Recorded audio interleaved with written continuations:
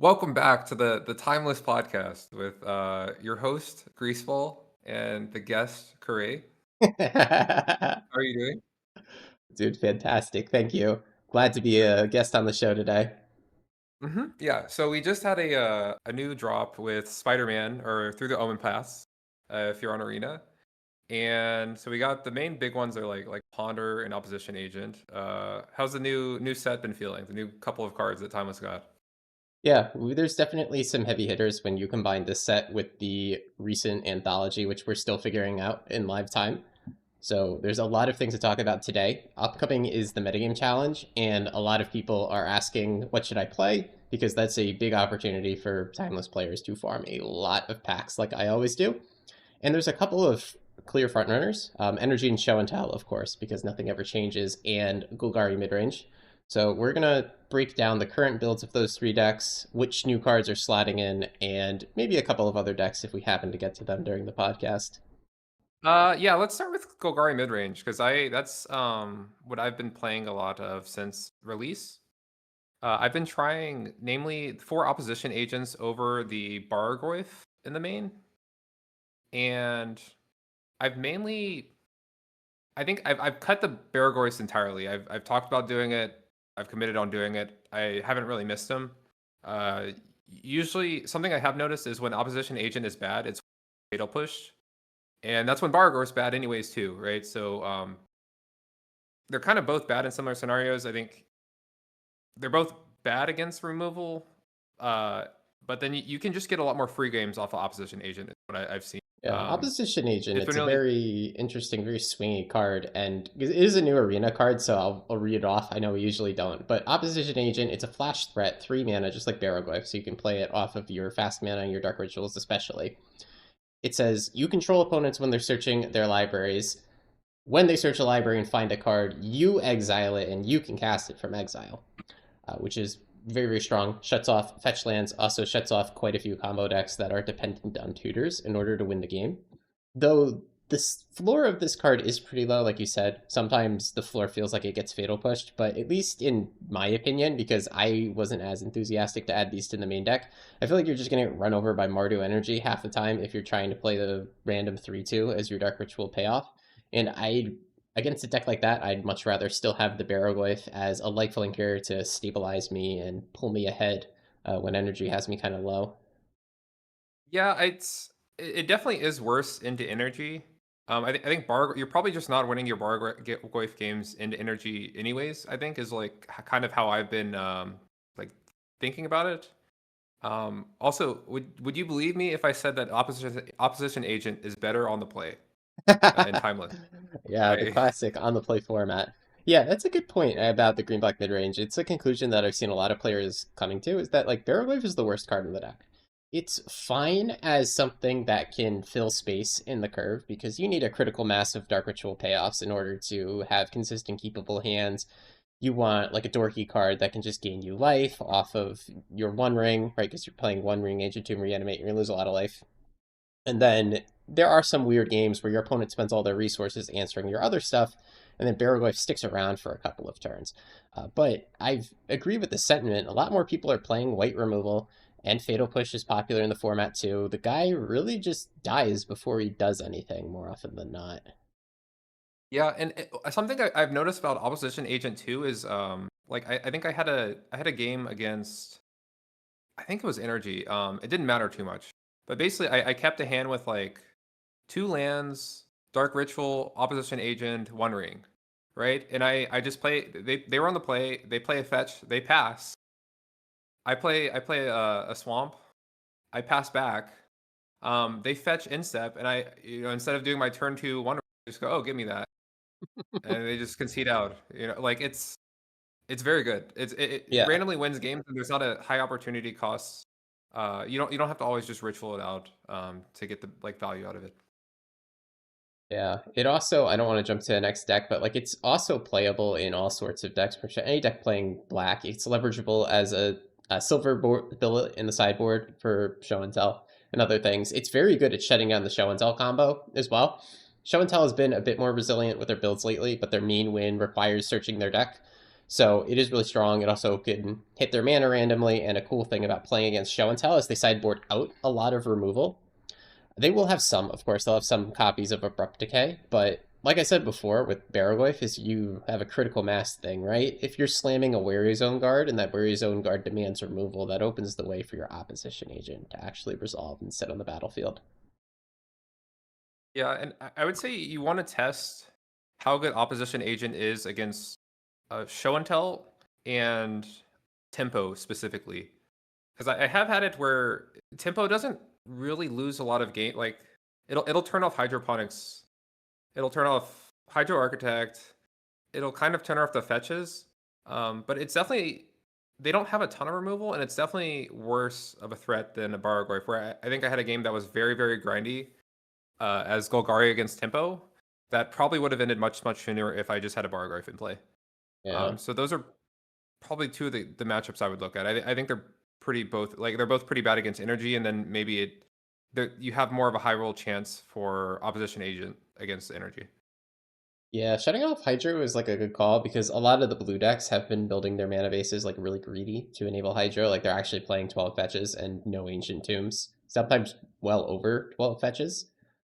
This is a really good shout. Another card that like slots into black that I haven't tried yet is Douthie Voidwalker. You got a chance to play with it?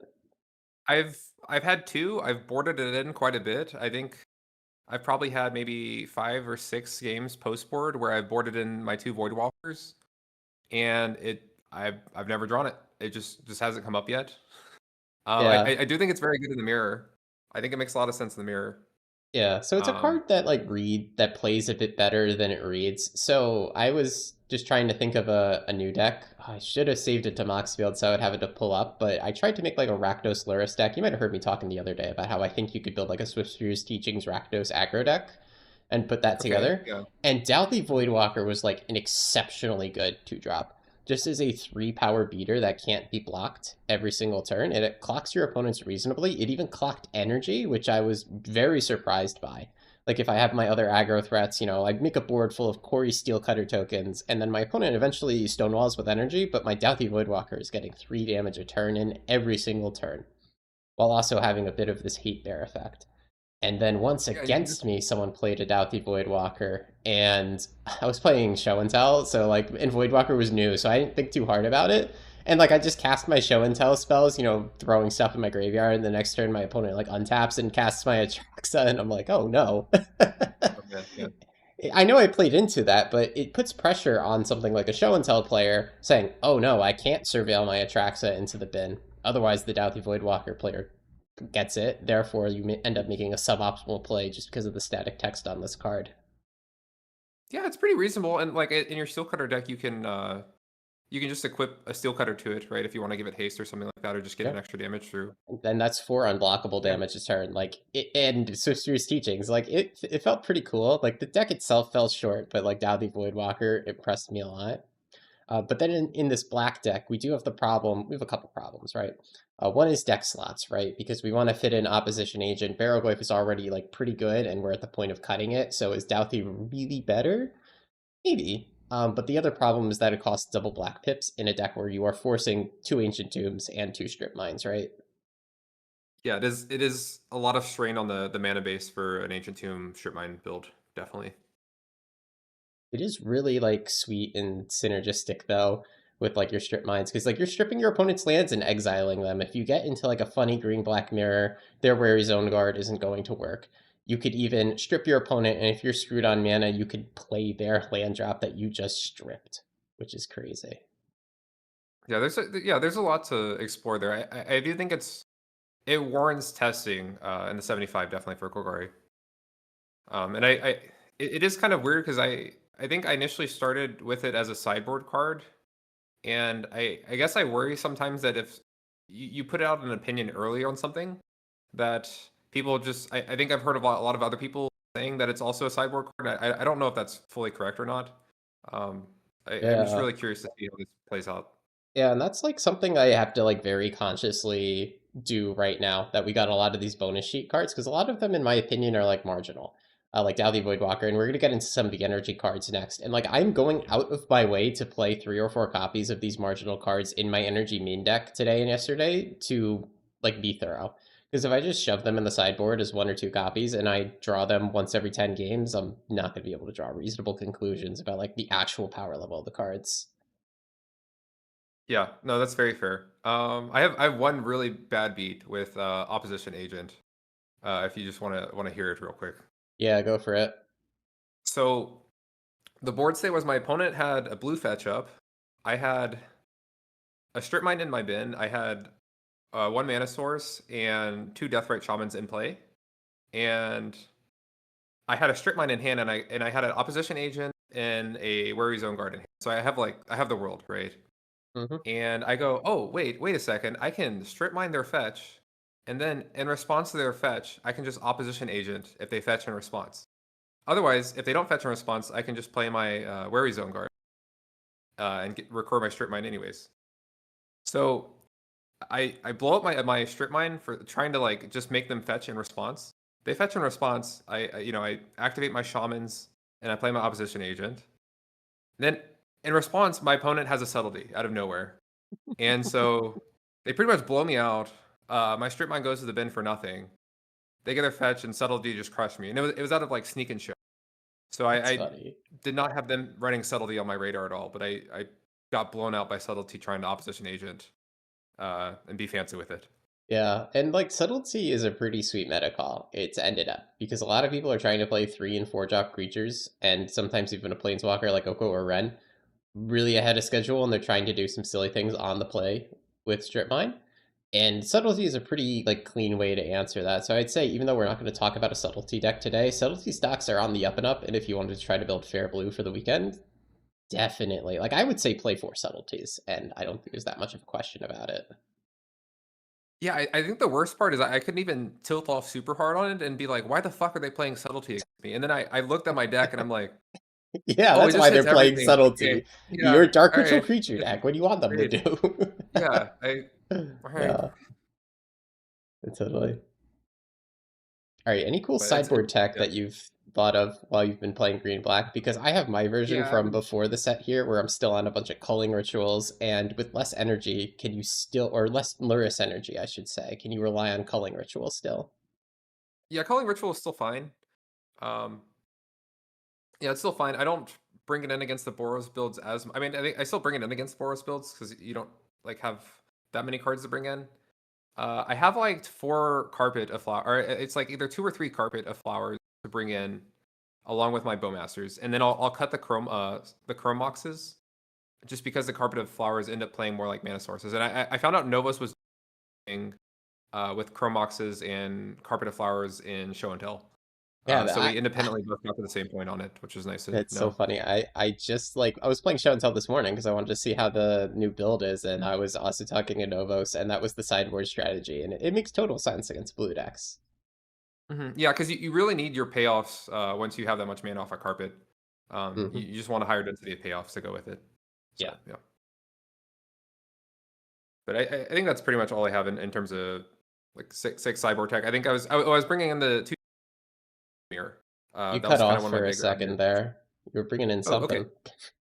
something. 2 Voidwalkers Oh yeah.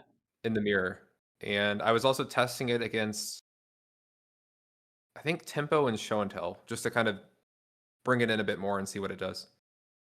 Yeah. Never drew them, but I think they're reasonable to try. Yeah, Voidwalker is definitely like a reasonable piece against Show and Tell. If you're bringing other disruption, it keeps them off of like their main combo plan. Obviously, the current build, as we'll get into in a little bit, they have more than one way to win. But it does keep them off of their main instant speed win. It makes them very cognizant of what they're putting into their graveyard because you will get like random dig through times that you can cast for free if attacking for 3 damage doesn't end up mattering. All right, Yeah, I and think yeah, that is nice. yeah, I think that might be it for green black midrange. If you want to move on to talking about energy next. Okay, yeah, let's well actually let's do show and tell next if that's okay, and then cover Yeah. energy because I think the energy conversation is going to be a bit longer. Oh yeah, I could talk for like an hour about energy. There's a lot of cool cards. But Show and Tell, as we hinted, has gotten a lot of new gifts in the set. Ponder as an obvious 4-up to include into the deck, no brainer. The main effect of that is just consistency. This deck now gets to run 4 Brainstorm, 4 Ponder, 4 Stock Up, as well as having the ability to run Dig Through Time in the deck. I think in the current version, just 1 Dig Through Time in the main deck, but it could be correct to run even more than that. It's also packing Emrakul as a new win condition. So what's your main takeaway on show and tell day one? Is it that much better with this new consistency? It's just better. It just got better for free. It seems really good. I think it's also there's also this kind of weird effect on ladder, right? Where a lot of the really good show and tell players, without trying to like gatekeep or anything, a lot of the players that are really experienced in the format will will experiment around a ton. And so they really only pick back up show and tell when it gets a new toy to play with. And then all of a sudden you're playing a bunch of experienced show and tell pilots. Oh yeah. And so the ladder feels a lot tougher because of it. Um, yeah, I think show and tell just got way better with four ponder for no real reason. Yeah. I was even Yeah, talking about that in Discord this morning. Like show and tell as a deck has evolved so much since it started in Timeless. The first builds of show and tell were very straightforward. Casting show and tell, putting omniscience to play, and then like casting some Atraxas or something. But realistically, this deck has multiple like really sneaky ways to win the game. It operates at instant speed off of omniscience. Mirrors are really, really crazy. We can maybe talk about the mirror in a little bit because like I was playing this a bunch and got some mirror practice, and it's crazy the stuff that happens in those mirrors. But like you said, the deck really did get better for free because the deck building cost of 4 Ponder is absolutely zero. You are already thank just you. playing blue cards, like, and the thing is now you're like so blue that the 4 Commandeer that this deck always kind of wanted to run in the sideboard is just super, super, super free. I don't think I've had a situation where I couldn't pitch 2 cards to Commandeer. Yeah, and you're the best deck at leveraging ponder because you have a very high differential and power level of your cards that you're running in your combo deck. Yeah, It's and you're ponder's trying great. to put together like your A plus B, kind of plus C. Like maybe we could do a different deep dive on show and tell another day, but like it's really just more than omniscience plus show and tell. You need that plus some specific sauce in your hand in order to actually consistently win games. And the really, really good show and tell players know how to read the boards and say, I need to find my instant speed win before I cast show and tell, or I just need an Emrakul in my hand, or I can show and tell on Atraxa here and it probably still wins the game. And figuring out how to sculpt your hand with all these cantrips is a very high skill thing.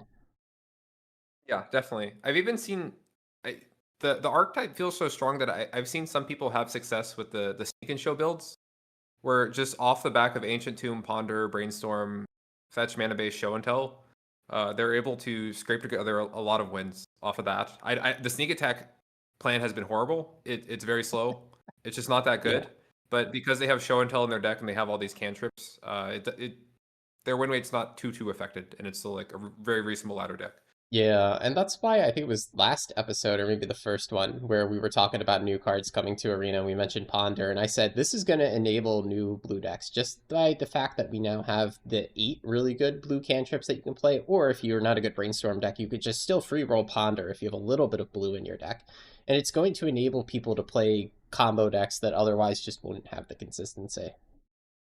Yeah, this very much feels like the day one deck that is I think is going to set the meta, at least for this week. Definitely this weekend because like on the metagame challenge, people always bring show and tell. On normal Yeah, days on ladder, people get bored of this and they go play something else. But there's prizes on the line. People are going to bring show and tell. They're going to go 7-0 with it. And you're going to have to know how to beat it. And knowing how to beat it is tough because the deck is built to win at instant speed. It's built to win through hate pieces. It's built to answer all of the hate pieces at once.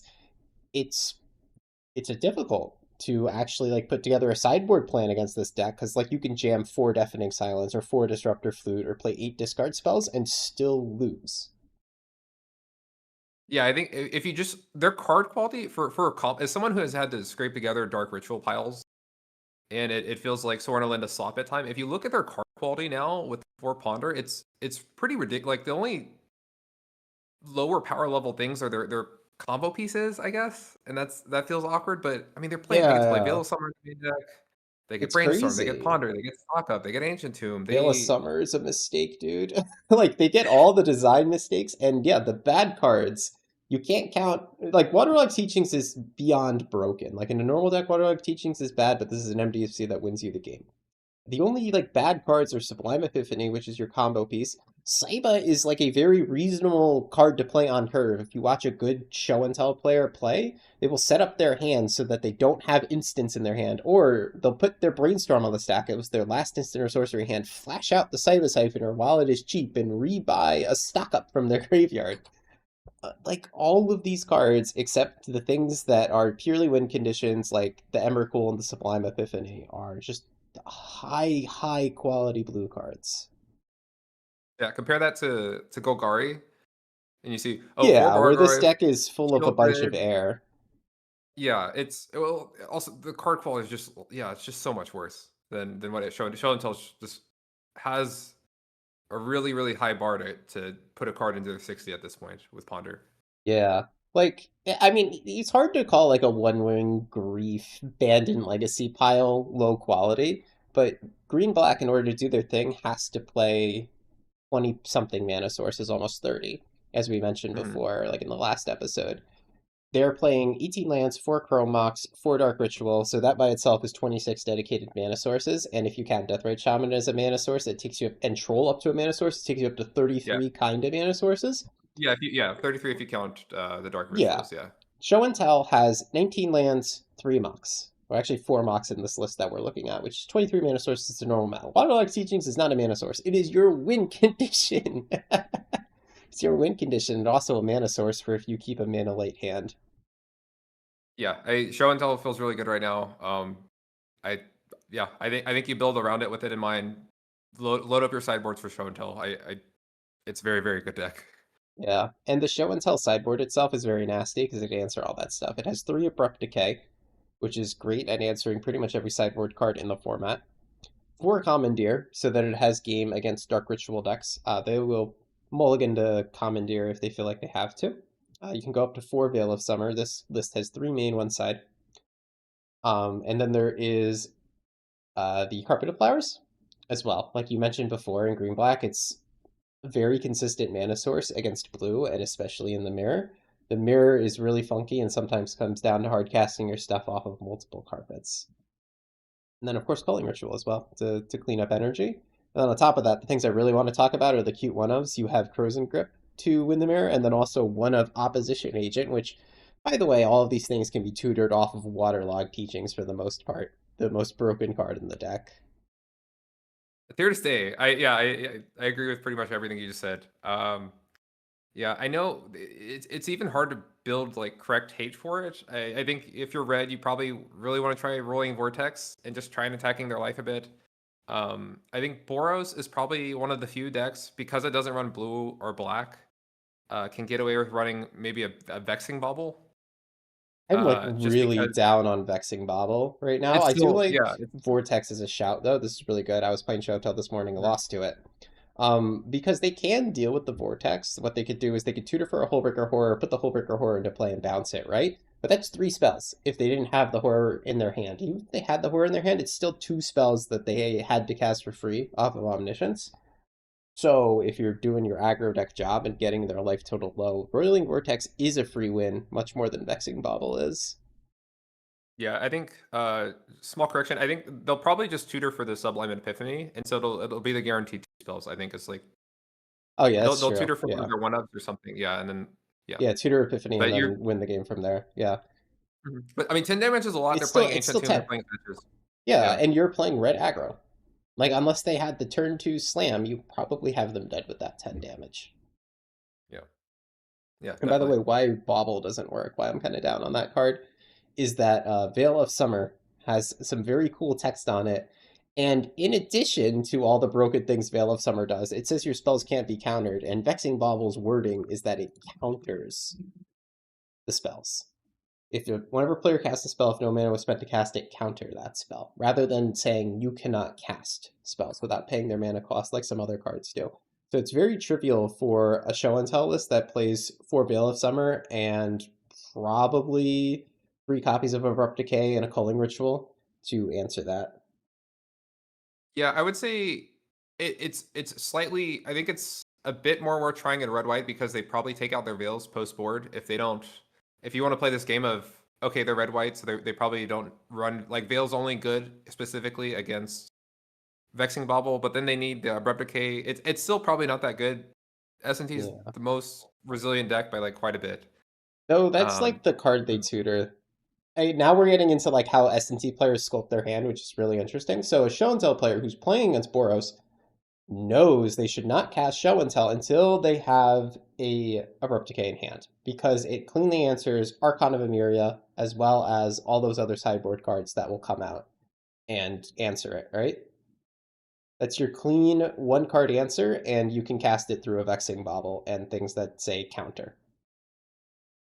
yeah, I mean they have so many outs to it because also we're talking about all this and we say okay, look if you have the Arcade and they hand, so maybe it takes more time. Sometimes they just put an Atraxa or an Emrakul into play also on turn 2, Yeah. and then you just go, "Oh, my hate doesn't work. Okay, cool. I guess I guess I'm just gonna fight this lifelink Atraxa for a couple turns if I don't have immediate removal. I guess this is what we're doing now. I didn't have a lot of say in this, but an Atraxa's in play, an Emrakul in play. It's here to Yeah, say it's a resilient deck. I exactly. Like pack the hate you I'm can. It's gonna be enough sometimes. Yep, I'm frequently on the Boros side, and like you do play 4 Swords to Yeah. Plowshares, but you bet those Swords to Plowshares are not staying in post board because it can only hit cards in a relevant sense if your opponent chooses that line where they show and tell the Atraxa into play instead of trying to win the game. So I'm not going to keep in a removal spell just because it stops, some of my opponent's lines. It stops the less good of their lines, pretty much. And it doesn't hit the Emrakul at all. Just Yeah, sure. and it can't even touch Emrakul. Yeah. Emrakul, a good Um, old-fashioned design mistake. Emrakul's been very yeah. relevant that I've seen from other people playing. Like people weren't sure if this was worth the slot, but it's earned its one main deck slot. The spell itself cannot be countered, so it can be cast through a Vexing Bauble and something fun like that. It's a creature spell, so like let's say you show and tell in your Omniscience, and your opponent puts another hate piece into play off the Omniscience, so they have both a Deafening Silence effect and a Vexing Bauble in play. You would still cast your Emrakul, and it will not be countered. You will get your extra turn. You will get Annihilator 6. You will be able to bounce your opponent's hate pieces on the following turn if somehow attacking for 15 wasn't enough. Yeah, I think yeah, it only gets hit by Static Prison and Solitude and like are the big ones in the format that are like somewhat playable. Yeah, Uh the new era of card design does hit it. Hullbreaker Horror as well. It's designed, 15 years ago to be immune to removal, but nowadays removal comes on a stick. So if you have removal on a stick, you can hit your Emrakul. yeah. But But anyways, okay, yeah, but yeah. show and tell is great. I feel like we've stressed the how good show and tell is at this point. Yeah. Um We can move on to energy if you want. yeah, okay. I think show and tell I probably say show and tell too. Kind of the thing you can probably play it face up. You can announce, hey, 40% of people are probably going to play show and tell again, and it's still going to be pretty difficult to tech for in a reasonable way. Yeah, I like how you said, all right, we Whereas, spend 20 minutes talking about how good show and tell is, let's move on. But like I yeah, just described all these lines that me and Grease have described for like the last 10 minutes, these lines all beat multiple hate pieces. You need 10 cards to shut down show and tell, 10 cards in your deck. So you need to, like, for example, if you're on the Boros energy play, you need to be dropping an Anointed Peacekeeper on curve or ahead of curve, name show and tell to slow them down. You need to disrupt your flute to name as well, buy more time, and then they're still probably going to be able to cast it because they'll abrupt decay your thing. So then you put the Archon of Emeria into play, and then you say, all right, show and tell player, if you've been able to find that many abrupt decays, like you really need multiple pieces to slow them down in most games. yeah, yeah. And now Fun we can times, talk fun. about energy and how this Okay, list has energy. been trying to beat it. Yeah, yeah. I have some questions for you about energy because I know some people have been running kind of this list. Some people have liked Flage. Some people have like just plain old Mardu. They all seem to do well on ladder, so there's not a clear when you Yeah, can't just go up and say, "Oh, I went 80% on ladder with this energy build." You go, "Oh, I went exactly. 80." Well, I also did that. You also did that. Everyone's doing that. It's still a good deck. Yeah, Very so niche if you're energy has yeah. always had this problem, and I say this as, a Spike who loves these kinds of decks, so I've been playing energy pretty much since it was printed, and even when it was first printed after MH3, They gave us Guide of Souls, Ocelot Pride in that time, and Ajani, but the deck also at that time had cards like Philia, um, the Locket, the 2-mana artifact that you can use to draw cards off your energy. And those were all like powerful enough cards to carry other suboptimal cards. And you'll see cards like Philia don't make the cut anymore. And that's because a Johnny Guide Pride draws are just so good that they can carry this deck to a high win rate against random junk on ladder, especially right after a set comes out. So it's really tough to say like what build is the best, and also builds have pros and cons.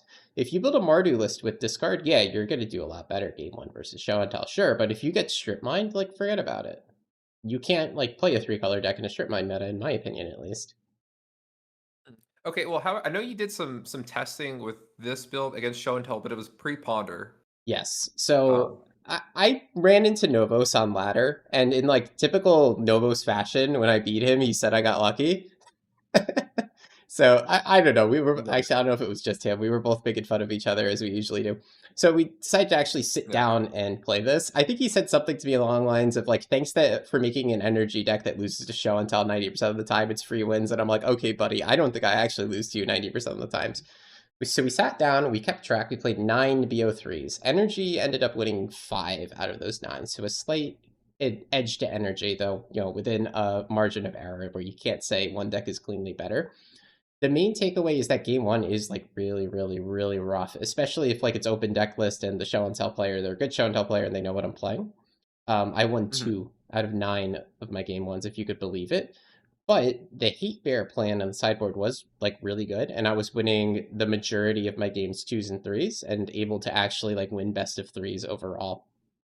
Because of this hate bears plan. So it's really cool to see that you can interact in this format without needing discard, and also does blank their like traditional way to stop Mardu energy, which is Veil of Summer. And of course, this is pre-ponder, like you said, so show and tell got better. Yeah, right, yeah. And the I problem guess is, yeah. like, I can keep stacking my sideboard to beat show and tell, right? I could say, all right, I don't need these ghost vacuums. Who plays reanimator? I'm going to play more disruptor flutes.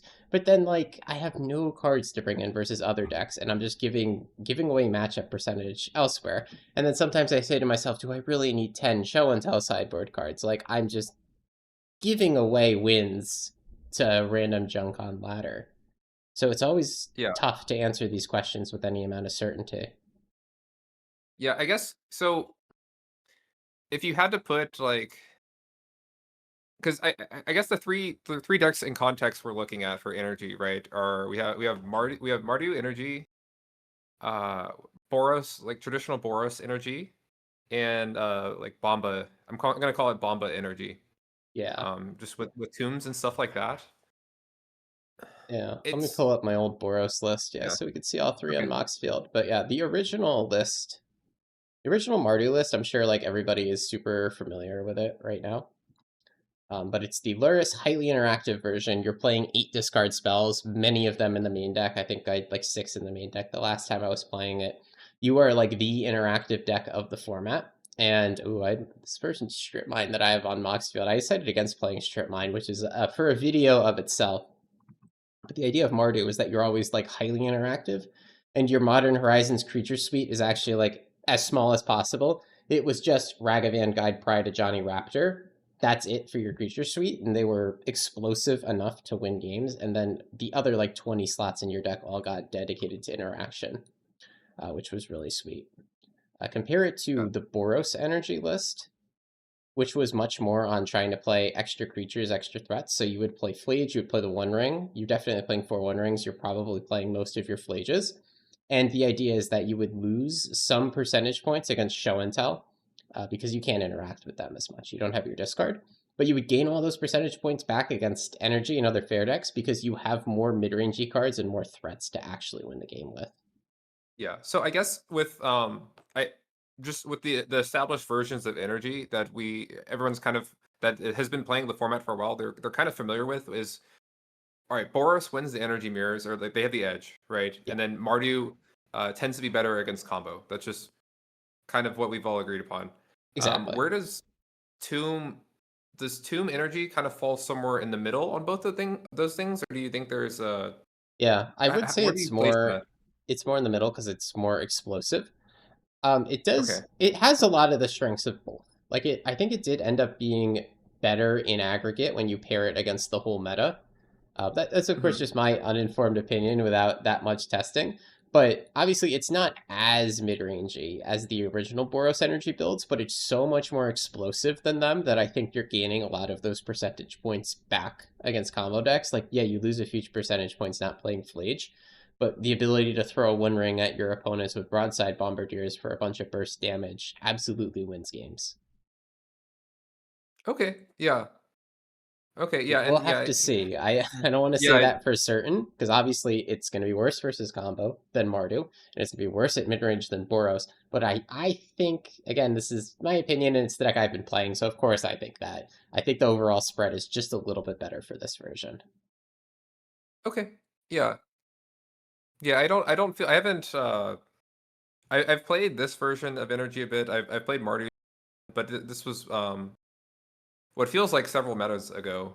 So yeah, I'm not super married to any of the energy builds just yet because there's just so much that has changed in the format that I feel like we have to redo almost all of the testing that has been done in the Oh, past. absolutely. Yeah, because Yeah. the energy build that shakes out, I mean, maybe it's possible nothing ever happens and like classic Luris Mardu is the best, but realistically, if this build ends up being the best by a good margin, we're going to want to start from here all over again with our testing and our refining for specific matchups. You're going to want to build energy for matchups with Ancient Tomb in mind and with Broadside Bombardiers and the One Ring in mind, instead of building it with like Luris and Juggernaut Peddler in mind. I mean, because just looking at this the 60, right? You're running less removal. You are running 4 static prisons without the Raptors or without any other real way to gain energy outside of Guided Souls, and It you don't just have doesn't lures to buy matter. back the static prison. Yeah, it just does. Yeah. It does Okay. not. This deck is just killing. You're killing people. You're Hmm. trying not to play your Static Prison early if you can, but like you are going to kill your opponent before the Static Prison pops. It buys you 2 turns. 2 turns when you have a Broadside Bombardiers in play will kill your opponent the vast majority of the time. Okay. Yeah. How this is because yeah, Gigantha's in this list, right? How often have you actually casted the Gigantha Yeah, at this point? Gigantha Because I've hiding at had the trouble. bottom. It's not Yeah. too frequent and not too relevant because like that's a really long, slow play. I think honestly, just due to the nature of this deck, like I mentioned before, like you're kind of all in. You're trying to win early before your Static Prisons breaks. You're trying to play Broadside Bombardiers and kill quick. So if you're getting to like turn 6, turn 7, and casting a Gigantha, you've probably lost every single game at this point. If I'm going to be honest. Yeah. We'll That's have to yeah. see how things Yeah. shake out. You are a One Ring deck though, but again, if you have your One Ring draw, you've drawn 26 cards out of your deck. Surely you do Everything not gets need figured out once Gigantha. you have a wondering in play. Yeah. Yeah, Yeah. and That's fair. actually, it's a good segue into some of the new cards because the One Ring is the strongest card in this deck if you want to play mid range. If you're in any mid range matchup, One Ring is the strongest card. If you are up against combo or up against a counterspell deck, I do sideboard out the One Rings, but One Ring absolutely carries those games. So one of the cards that you could play as extra copies of the One Ring or a similar effect is Staff of the Storyteller. And what's really neat is that this card is Luris compatible if you wanted to try playing it in Luris energy. My initial impressions of this card is that the extra text here where it says you have to remove a counter in order to draw a card, that is not ever like the limiting factor. You end up making a lot of tokens, especially in this version where you have Voice of Victory. I actually cut some of the Voice of Victories to make room for the staffs, so I'm only playing like 2 in my current version. But still, I think you're making plenty of tokens between Ocelot, Pride, Gut, a Johnny, and the staff itself coming with a token. I don't think it is quite on the power level of the ring. Nothing is going to be on the power level of the ring, but I have found it a bit awkward that you have to pay mana for this every single turn. But I do need more testing to decide like whether or not this is worth playing in this broadside build of energy at least. Okay. Yeah. I doubt because that was the card I just completely wrote off. I said, wow, that's y'all can play with. I've seen a couple screenshots of people trying with. Yeah, that shouldn't be there. That's a terrible card. That costs a man. It costs a mana to draw 1 card. Like this is not Yeah, enough. like it's But not yeah, if people want to try great it, and if it's though. yeah, Like okay. I, I, I'm struggling to pay the mana. You are right. You have to pay mana every I'm time. But if you yeah. only have 4 really strong card advantage spells and you want to try to play a 5th and a 6th, you can do this. I feel like it's not going to shake out to be good enough in the end, but like I'm it's close. It's worth it. And the cool I feel part like is it's Luris compatible.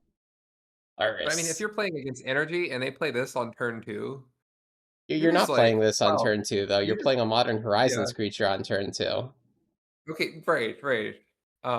If you kept Yeah, a hand where you're, like, doing nothing turn 1 and playing this on turn 2, then, like, mulligan, dude.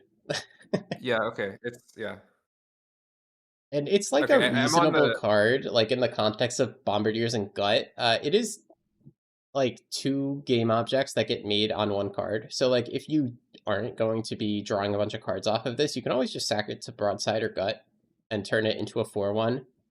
I know, like, you okay. shouldn't, like, play other cards to justify playing your bad cards. Because We're falling yeah, into that fallacy. But, like, the floor as a 1/1 flyer that has, like, some extra text on it is reasonable when you have a deck full of Modern Horizons creatures, but maybe this should just be okay. another interaction spell at the end of the day.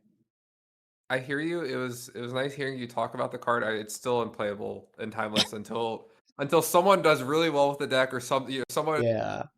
So, 7 yeah, does multiple like I metagame said, changes or like, something. I remember earlier in the video, I said I'm going out of my way to try, like, 3, 4 copies of the main deck of all these cards, and that's what I'm doing right now. It's not been atrocious, but it's probably been the worst card in the deck, and what I'm excited about is a potential, like, Luris build that leverages it. Okay. I think if a Luris build, maybe even Luris Boros instead of Luris Mardu, because Luris Mardu always had Chthonian Nightmare for mid-range grinding. Maybe this could be Boros' version of Chthonian Nightmare, and you could play like a Strip Mine Boros Energy Luris list. I was trying to put it together, and I couldn't get it to click. I felt like I was missing something. I feel like that's a theoretical deck you could build. I would be laughing. Like if I'm playing Chthonian Nightmare every turn, I'm casting it like once twice a turn, flipping my Johnnies and stuff, and you play the whatever this 2 mana artifact is. I don't Okay, know. I don't okay, know. I'm gonna take the L. It Feels sucks. off. It feels off. Okay. All right, there's Okay. another card though, which is Jite, Umezawa's Jite, the classic card. Okay. Did you think this was Yes. going to be any good in Timeless when it got spoiled? All the boomers love it. I am leaving it to the boomers to figure. I'm putting it in that same kind of bucket of yeah, boomers can figure it out if they want to figure it out. I know it's good. Um, So, my I don't know if it does enough. opinion, again, I played multiple copies in the main deck of this deck until I got figured out if it was good or not. Like, it is a messed up card. It is a one of the original design mistakes of Magic. Like, it's screwed up, and if you're playing against another creature deck and you equip this thing, you will win combat. It's just that simple. What's really unique about like this build of energy is you have like a bunch of dorky little first strikers and menace creatures and creatures that fly sometimes. And putting this on a first striker means it gets its charge counters mid combat, which lets you do some really screwy things with the combat. Putting it on a menacer means that it's going to get the charge counters and the menace creature is going to live. Putting it on your flying creature means you get those charge counters. And all these modes end up being like quite relevant. Like you could stick this thing on an Ocelot Pride, and that Ocelot Pride can kind of just like solo combat because you can pump your first striker or shrink their blockers or just gain extra life. It is not, in my opinion, good enough to be just like main decked and considered universally good. But like right now, I have it in my sideboard, and I think that's actually a defensible position to keep it long term. I think against other creature decks and especially energy mirrors, you could sideboard this thing in and just be using it as a removal spell every single turn, and it'll take over combats. Like the boomers are right when they tell like the old tales of how this destroyed games, 10, 20 years ago.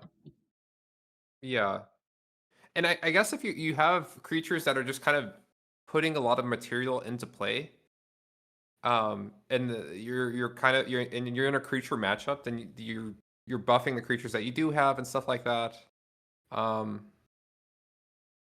maybe, yeah, maybe. I'm more open to this card being playable in timeless.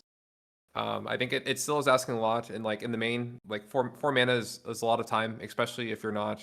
I guess it Yeah, depends on ancient it, tomb or the not, it but really like it is a should big not be played in the main, in my opinion, unless we enter like a really weird meta where energy dominates. Like if you're trying to play energy in a metagame challenge where like everyone is playing energy, then maybe you can consider main decking this. But like I really think it tears it up in the sideboard. okay. Um, If we had less of Johnny flippers, we could also call this in a Johnny flipper. But now you have Broadside Bombardier's Gut and Goblin Getting Bombardment to all play in the deck. So how many Johnny flippers do we need? yeah, okay. I'm I'm skeptical on GTA, but I'll respect the power level of it, like historically. Yeah, because Yeah, like it's also a weird game of if there's enough energy in the format to play it, you should probably just be playing a one ring build, and then how many extra cards are you bringing in for energy? I guess, but exactly. That's what I was gonna yeah, say and when I was gonna interrupt you. Like you're spending sideboard slots on it at the end of the day. Like those sideboard yeah, slots need to be used somewhere else. Like I just got done with my spiel about how I need 10 sideboard cards for show and tell, and oh, woe is me, I can't sideboard for the rest of the field. So now I'm telling you, I need my 10 show and tell sideboard cards, and I need 2 Boomer GTs in my sideboard because it's my favorite Boomer card ever, and it makes my neurons feel good when I play Energy Mirrors. yeah. It's sideboard slots. I mean, just yeah. Again, energy has the card quality like a similar card quality issue where it's very tough to fit cards into the 75, and power. The design has gone a very long way from when GTA came in. So it's still Absolutely. difficult seeing a lot of slots being dedicated to GTA, if any. So we'll see. We'll see. I'm sure someone will be able to 7-0 metagame challenge GTA in the 75 with energy. I Oh, think energy totally. is good enough to I'll do do that. it. I'll do it for you, buddy. Yeah. Don't worry. I'll have Yeah. 2 in my Just don't. sideboard when I 7-0. Yeah. They're I like, will oh, do I it. never had to bring them in, but it was great. It was a great league. Like, Oh, like it's the true enough. classic. Oh no, All there right, is fair the dude. Yes. camera. All All right. right, and something else that we did skip over. I wanted to get to this before we got to the new cards, but there are other new cards that are technically new but a week old in this energy build. So a Mhm. lot of the deck building with this version is figuring out how to build around Bombardiers and Gut. They are very, very good cards, and they have earned their spot in the deck. Like I think like the 6 or 7 copies total of them. Obviously, you want 4 Bombardiers because that's the busted one, but then you play 2 or 3 Gut on top of it. I think that's objectively correct at this point, and Gut especially has surprised me a lot because I know when the set first got spoiled, people said Gut's probably not playable, and then 2 days later I was like, wait, guys, Gut is cracked. It's obviously not better than Bombardiers, but it really enables some silly things. But over the last few days, like I keep seeing like the play patterns where I am so happy to turn my busted Modern Horizons creature into a 4/1 instead of a 1/1 cat token just to squeak in some extra combat damage. And I'm killing show and tell players on turn 3 and turn 4 consistently because I have more than 4 copies of Broadside Bombardiers more or less in my deck. And there are board states where Gut is better than Bombardiers because it gives you a permanent 4 power creature rather than a one-time burst of damage, especially when you're playing against an unfair deck where they're not really opposing you on the board. I'm curious. Are you ever sacking something like a Guide of Souls Absolutely. to Yeah. get? I Absolutely. Okay. literally, like, I was playing against Show and Tell this morning. I went turn 1, Sacred Foundry Guide of Souls, turn 2, Ancient Tomb Gut, and you bet I turned it into a 4/1 because I killed that Show and Tell player on turn 3 because I had a Broadside Bombardiers in my head. It was an actual turn 3 kill, and I had to turn both of Guide of Souls and an Ocelot Pride into 4/1s to get there. Like that counts to 20 in 3 turns, by the way. Turn 1 Guide, turn 2 Gut, turn your Guide into a thing. Turn 3 Broadside Bombardiers plus Ocelot Pride. Ocelot Pride also becomes a 4/1 skeleton. That's 20 damage if you throw your Gut at the opponent. Well, I think it was probably like 17 or 18 because they're playing fetch lands. Yeah, they But fetch. Right. it Yeah. was a legitimate turn 3 kill because I decided I wanted a 4/1 skeleton instead of a Modern Horizons creature. Okay. Right. Gut, huh? Okay. Yeah. Yeah. I'm open. I mean, and I think yeah, no, especially against combo. If you're just trying to close, I don't think stand in for Yeah. Gut. I Okay. like the greaseball stun lock has come through because he wasn't expecting all the Gut praise. Because this card does seem bad, but like this deck it's like goldfishing energy. You're not trying to play long like normal Boros energy, except against other creature decks, which is why you have the One Ring. But against combo decks, like you're sideboarding out those One Rings, you're playing your Hate Bears, and you are trying to kill your opponent on turn 3 or turn 4, which it's just really good at doing. Neat. Okay. Yeah. So we have 3 builds of energy now in the mix. I'm sure Someone there'll will kind of be figure it some out. balancing out or trading off. Yeah. Yeah, and But even the Mardu builds, like if you want to talk about this a little bit more, there's so much to figure out here. So this version I stuck on Moxfield is when I was like kind of high on trying to be able to run strip mine in the deck. And then Golgari became really strong, and that's just a better strip mine deck. So what I did is I cut these strip mines. I played 22 lands and I played 4 Deathrite Shamans to try to insulate myself against strip mine. And that was a necessary shift, in my opinion. I think right now you really can't force a evenly three-color deck in a strip mine meta. Yeah, And no, like I the agree. explosiveness Yeah. doesn't matter here because like green black can actually just out top deck you by top decking a one ring and just winning the game. And this is not as Yeah, explosive as broadside bombardiers. Like we're used to our opponents having like easy bake starts with like guide pride Johnny, but like it's a whole turn slower than a broadside bombardier's build, in my opinion. yeah, I think that the difference with broadside bombardier too is you also need the tomb in that start. And Yeah, so so it you is can't put less it like all hitting. together because I'm Yeah. me. I'm trying to figure out like a Mardu version that's can fit bombardiers, and like I don't know. I've been thinking about it on and off for a week. I can't figure it out. Like I can't figure out how to make it where it's not either a worse Luris Mardu or a worse Boros broadside. Like just a bit too much to ask, I think. Yeah. Okay. Because I know I've yeah. Okay. I didn't I only played the deck for I think a couple of matches, and I think it is sometimes when you have those three drops in your hand and you have maybe like three lands, but none of them are Ancient Tomb. It can feel a bit. It does feel a bit slower for that, I guess. Yeah, but if you don't But have an I ancient had a tomb, very you have modern horizons creatures, and that's the cool part about energy. You just go Guide of Souls into a Johnny into your three drop, and it's still broken in half. so good. Yeah. Yeah, Okay. Yeah. Yeah. I think I probably just need to play this deck a bit more and just get a better feel for it. But yeah, it is kind of neat having like a third archetype of energy come around, even though it's it's still energy at the end of the day. yeah. And like this original archetype, like the Luris energy, it hasn't been thrown in the garbage because like it's still a good idea, but it needs to be refigured out.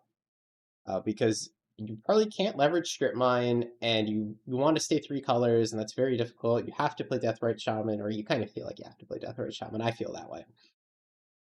So like how do you actually build the deck? Like obviously it's still there. You could still put something very close to this into the metagame challenge and get a good result, but I this is just not optimal anymore. And the interesting thing about energy, I guess it was very not interesting in the past, is that this Mardu 75 changed very little over the past calendar year. A couple months after Modern Horizons, people figured out Mardularus. I posted a build of it, and like that was the build for the rest of time. Like I would switch sideboard cards one at a time.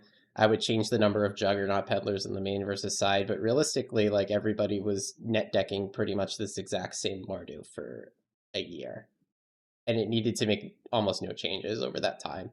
And for the first time, it actually needs a rewrite. Yeah, I mean, yeah, the list still looks really good to me. It looks good Yeah, to I don't know. you, I but just feel you very haven't been yeah. playing three-color creature mid-range low to the ground and gotten strip mined and said, "Oh dang, I cannot play Magic." Yeah. No, I yeah. No, I have. I think that's actually what pushed me to green black. So that might be it. Yeah, Um, exactly. You played four yeah, games of this. You said this doesn't feel as good as it used to. You bounced, yeah. and you didn't like play 20 games of it like some people like me with the brain rot did and say, "Yeah, yeah, strip mine ruined the deck." It's really interesting. Okay. Like we could have a whole debate on like strip mine in this deck because to give like a brief history, Strip Mine dropped. I was so enthusiastic about playing it in energy. I put it in my builds. It was great in our early playtesting, and then even like early ladder, it was really good because it is strong against unfair It's decks, like great you against said in your. Eldrazi. Yeah, it's When great people against were like, Eldrazi, which people were playing that first day. It's great against Show and Tell. So energy just got so many free wins, but then people figured out how to properly abuse Strip Mine. Weary's Own Guard, Screen Jacks in general, and then Run in 6 came. And suddenly you are horrible at leveraging strip mine compared to these other decks. And if you guys are trying to strip mine each other and they can recur their lands, you're going to lose 100% of those games. So you say, okay, I got to take strip mine out of my deck, but now you just lost a bunch of percentage points against show and tell, and then you put 4 Deathrite Shaman in your deck, and you lose even more percentage points against show and tell, and like the green black matchup is still kind of mid. So it's been a tough challenge to figure out how you balance like all of those matchups.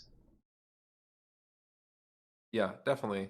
Well, yeah, because it's still a workable base too, though. I think in the future, like once Yeah, the Modern Horizon creatures people are broken and get discard to, is good. yeah, Like I play this deck specifically as my main deck because like discard, in my opinion, is the best way to interact with Timeless. It's a skill testing way to interact with Timeless. If you're a good Timeless player and you'll know which card to discard in order to make it so that you get across the finish line.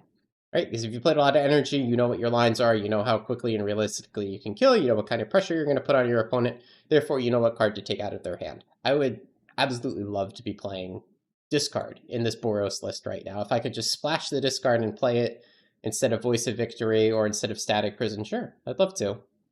But like if I splash discard, I lose so many games when I get strip mined. It's crazy. Like this deck is actually pretty resilient to strip because all that you do is you fetch Sacred Foundry and you fetch Sacred Foundry 4 times in a row, and they can't strip you off of your colors. And that's another little anecdote.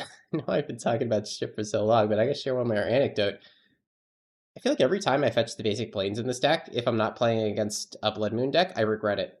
Because my opponent will yeah, invariably just have natural strip out of their hand. I have a planes and a Sacred Foundry play. They're going to strip my Sacred Foundry, and I'm going to be missing red sources. And I'm mad about it.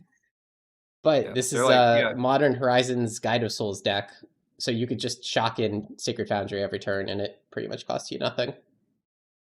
yeah. Anytime I'm playing strip mine and I see someone put a basic out, I'm thinking, yeah, you can keep that one. That one's gonna stay in play for a while. It's just I don't like, yeah, Yeah. because yeah, Yeah, it's this just deck doesn't have like intense color requirements, even though we're playing 3 and 4 drop. It's a maximum of 1 colored pip per card, which is also what like really helps it into strip mine. yeah, definitely. Okay, yeah. Very neat. Okay, so what are you thinking for metagame challenge this weekend? What are you playing? Like, yeah. So what are you gonna be playing? What do you think's the deck to beat?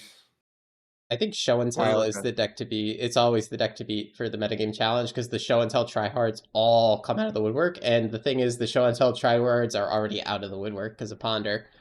Ponder has taken the deck up a tier. It is incredibly, incredibly strong. As for what I'll be playing, I mean, I'll probably try some show and tell runs, but I'm going to try an energy run. The energy is still an unsolved question, like we spent half an hour talking about. It's hard to find an energy build that has a perfect matchup spread. Whereas in the past, it felt like Marty was good against everything. It now feels like you really have to pick and choose what matchups you want to win and what you want to make yourself resilient against. But I'll still be playing energy, probably something pretty close to what I'm showing right now on screen. But I'll drop updates in Discord like I always do. Okay, yeah. And any pet deck you're gonna play after you've gotten enough wild cards and you're just trying Ooh. trying to get a trophy for something for the glory Yeah, I'll play this, but with 4 GTA because I'm a boomer. for GTA? Okay. Yeah. Yeah, Oh actually, no. man. I'll probably try to force a necropile because I think we said this last episode, but I feel like necropiles are a bit down right now with broadside bombardiers in the meta and strip mine in the meta. It feels kind of hostile. So after I get my 7-0s, maybe I'll see if I can make a cool necro deck work. Okay. Yeah. No, that's fair. Are you going to try Yeah. necro at I all think. this weekend? Because I know you're the Yeah, main I'm gonna necro try head. Necro. Yeah, I'm gonna try Necro. I think I'll probably play some show and tell and just be responsible about that. But I am gonna be trying to jam the turbo deck. Yeah. Uh, I think that'll be a fun time. And if I queue into blue black, I queue into blue black. Like that's just gonna happen Hey, yeah. sometimes. You key into people who Yeah. could stop you, you do it. I might try some Belcher, but I feel like I'm just going to get subtlety the minute I try to queue up that deck. Oh, that's fair. Yeah. Yeah. It's weird. I didn't even realize that because there hasn't been black on ladder. There's been some, but they're running 4 Commandeer, 4 Thoughtseize in the sideboard now, which is Ew. I I don't want to know I play hate against it. that. You just don't queue That makes into me want to blue play black. energy. That really It makes me does. want to It play really this does. Boros list then. If they're really going to play 4 Thoughtseize, 4 Commandeer, 4 Subtlety in the main deck, dude, I'm just going to play my Modern Horizons creatures. Why are you making it complicated? Yeah, but yeah. So that'll be fun to look for. I'm just trying to dodge blue black. But yeah, I'll be trying the Necro this weekend too, and trying to get it. It's always fun to get if you can get a trophy for free. I think it's pretty fun. Yeah. It's always fun to show up with your pet deck. I think I've like interestingly like tried to do a different deck 7-0 every time. Like last time I got Slot Machine for the first time, and that was before it totally like took over ladder. What was it, last Oh, set really? release? Okay. What was it that broke Yeah. it? It was just Ancient Tomb, right? That made it like really Slot tier Machine? one. Yeah. Yeah, where it was Ancient Tomb, tier yeah. one for like 2 weeks. That And was then I did it no, and with then it was also yeah, it was also the fact that people wanted to try Strip Mine, and so Yeah, people were like exactly. lower decks So you to just go work with the all Strip Mine. in. People are playing their Yeah, fair Eldrazi decks. I'm just gonna show and tell on Atraxa, dude. Like it's not that yeah, complicated. But the old version of that deck before all that nonsense, like it always existed and it was always a fringe thing, but I noticed that people at the metagame challenge were not like interacting properly, and I'm like, okay, time to queue up the Frank deck and win some games. yeah. Okay, yeah. Yeah, and it might be I think I'll probably do that too, where if I lose to enough of the similar like a similar style decks that are clearly, counter decked by something, I'm happy to try that too, but, Yeah, yeah, and we'll I see. know we didn't mention it today, but like it's been at the back of my mind. I think like Slot Machine might have a role in this meta. Obviously, Show and Tell being really good is going to hurt it. So if Show and Tell does continue to see a lot of play, you don't want to be jamming Slot Machine. But I feel like if you're up against Green Black and you just like turn one Show and Tell and it tracks it, what are they going to do? Cry about it? I mean, they can also just grief reanimate you.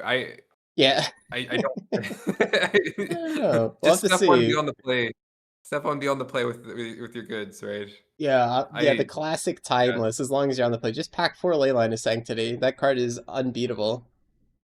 Yeah, because I just I don't think I don't think it's the time for slot machine just I because I do. do think a lot of people are going to be on show and tell, Yeah, and that was a big part is lack of swords of plowshares, which is still a thing that's happening, but people also were not playing show and tell into the and now people are yeah, back on show and tell. So I don't think it's time to break it out. I keep it in mind, but I don't think this is the weekend for it. yeah. You can keep it in mind if people are playing like some really funky decks, but yeah, everyone's gonna be playing Show and Tell or Source the Plowshares or Grief Reanimate. So Yeah, we'll see. definitely. Maybe I can think of a Yeah. really cute one because there's always like there's that laundry list of all old decks that fell out of the meta, like the classic Mhm. Shift and Tell revival. There's always the chance to do something like that. Yeah, it'd be cool. Even like Jund Breach might be reasonable. That also Uh, crossed my mind 10 seconds ago. I was going to say Gen yeah. Breach instead of Shift and Tell, but Shift and Tell's the good example of one that died and came back. Hmm. Yeah, like a So random Dark Ritual combo deck that is less fragile than Necro decks could like be really well positioned if people aren't hating for it. yeah, I think it'll be fine. I think that this will be interesting to see. I think since the original metagame challenge to here we are now, they're the amount of decks, different decks that have been 7-0ing has been increasing, which has been kind of neat to see, like the variety of decks. So it'll be Yes. exciting. This big fun weekend for Timeless. I don't think we have any qual scheduled. Yeah. So yeah, it'll be fun. Be a good Yeah. time. It'll be fun. And that's a really good point because I remember the original metagame challenges when we started tracking it on Discord. Every single win was Mardu Energy, the same Mardu Energy list, by the way, and stock Hmm. Show and Tell. And then every time it Yeah. seems like there's a new deck that squeaks its way into the meta or at least a different build variant. And this time, I think for the first time in a while, we're actually going to see the number go down. Just because the meta is going to homogenize a little bit around Show and Tell, around Ancient Tomb and Strip Mine. But I'm ready to be like very pleasantly surprised and see a bunch of cool different things all 7-0. I could see blue being weirdly positioned to do well this weekend. And then I think also if you're just trying to 7-0, Strip Mine does kind of insert enough variance into games where Decklists or something could also do well. Yeah, Um, that's so true. It's a high we'll variance see. play draw format right now. Like not to sound salty or anything, but like a lot of games do come down to whether or not you're on the play, whether or not people draw strip mines. So whenever variance is increased, you're more likely to see people randomly 7-0. Just like how necro decks tend to win tournaments, even though they don't necessarily always get Yeah. the best win rate on ladder. Like the most recent tournaments got won by like the recent 1Ks got run by Spy and by Necro Storm, right? And you would guess that Show and Tell or Energy would triumph. But realistically, you just win 7 games in a row with those decks by high rolling 7 times if you get enough people playing. Yeah, for the 1Ks. Yeah, and then I think yeah, Sultai won the like most like smaller tournament. Yeah, but Hmm. I could see like Mono Red's probably gonna trophy. Oh I think that'll yeah, happen. I'll probably try Mono Red at some point. I know yeah, we talked about it some and I could see Sneak and Show also just getting a trophy at some point. If people are willing to like really grind and play that deck. Because I think there's just enough power in the show and tell ancient stuff that Yeah, mono That'll red I probably be think fun. definitely will. It seems to be everybody's pet deck, mono red. Like whenever you suggest mono red Stompy, everybody gets so like gushy about it, especially like Reddit. People just love the idea that Stompy is finally playable and timeless after we've Yeah, had Blood it's Moon for really like a fun. year and a half. Yeah, it's really fun. It's a fun deck. But yeah. Do you have anything else you want to talk about? No, I think that's about it for the metagame challenge. We can only like speculate so much. The set just dropped, oh, what, less than 48 hours ago at this point, so the two of us are mostly speculating and giving out like our initial thoughts. So things will change, and I'm excited to see like how things evolve over the next few days and weeks. Yeah, absolutely. Yeah, no, it's the format's popping. It's a fun time. We're getting all the new cards. Other formats get a couple cards. We get all of them. It's nice. Good place to be. Great format. Yeah, it's Yeah, thanks Christmas for morning. Yeah. yeah. There's always new cards that haven't been explored yet. Like the arena anthologies were legitimately deep enough where there's marginal cards that are going to take a couple of weeks to explore, and that's really exciting. Yeah. It'll be good. Yeah, I guess yeah, thank you for joining me on the podcast today. Yeah, Yeah. always happy to be the esteemed guest on the Timeless Yeah. podcast. Yeah. All right, thanks for watching, Okay. everybody, and we will see you next time.